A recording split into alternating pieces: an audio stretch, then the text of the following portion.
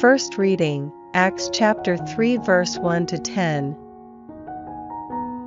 Once, when Peter and John were going up to the temple for the prayers at the 9th hour, it happened that there was a man being carried along. He was a cripple from birth, and they used to put him down every day near the temple entrance, called the Beautiful Gate, so that he could beg from the people going in. When this man saw Peter and John on their way into the temple, he begged from them. Peter, and John too, looked straight at him and said, "Look at us." He turned to them expectantly, hoping to get something from them. But Peter said, "I have neither silver nor gold, but I will give you what I have. Verse in the name of Jesus Christ the Nazarene, walk." Then he took him by the right hand and helped him to stand up. Instantly his feet and ankles became firm. He jumped up, stood, and began to walk, and he went with them into the temple, walking and jumping and praising God. Everyone could see him walking and praising God. And they recognized him as the man who used to sit begging at the Beautiful Gate of the temple. They were all astonished and perplexed at what had happened to him. Responsorial Psalm, Psalms chapter 105 verse 1 to 2, 3 to 4, 6 to 7, 8 to 9. Alleluia! Give thanks to Yahweh, call on his name, proclaim his deeds to the peoples, sing to him, make music for him, recount all his wonders, glory in his holy name. Let the hearts that seek Yahweh rejoice, seek Yahweh and his strength. Tirelessly seek his presence, stock of Abraham, his servant, children of Jacob whom he chose.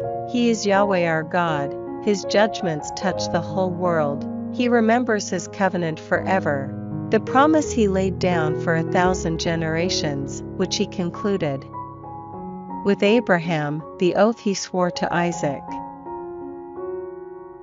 Gospel, Luke chapter 24 verse 13 to 35.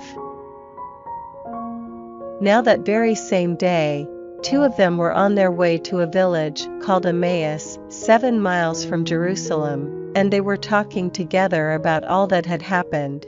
And it happened that as they were talking together and discussing it, Jesus himself came up and walked by their side, but their eyes were prevented from recognizing him. He said to them, "What are all these things that you are discussing as you walk along?"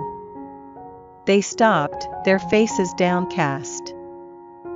Then one of them, called Cleopas, answered him, "You must be the only person staying in Jerusalem who does not know the things that have been happening there these last few days." He asked, "What things?" They answered, "All about Jesus of Nazareth, who showed himself a prophet, powerful in action and speech before God and the whole people, and how our chief priests and our leaders handed him over to be sentenced to death, and had him crucified. Our own hope had been that he would be the one to set Israel free. And this is not all." Verse 2 Whole days have now gone by since it all happened, and some women from our group have astounded us. Verse They went to the tomb in the early morning, and when they could not find the body, they came back to tell us they had seen a vision of angels who declared he was alive. Some of our friends went to the tomb and found everything exactly as the women had reported, but of him they saw nothing. Then he said to them, "You foolish men! So slow to believe all that the prophets have said. Was it not necessary that the Christ should suffer before entering into his glory?" Then, starting with Moses and going through all the prophets, he explained to them the passages throughout the scriptures that were about himself. When they drew near to the village to which they were going, he made as if to go on, but they pressed him to stay with them, saying, "It is nearly evening, and the day is almost over." So he went in to stay with them. Now while he was with them at table, he took the bread and said the blessing.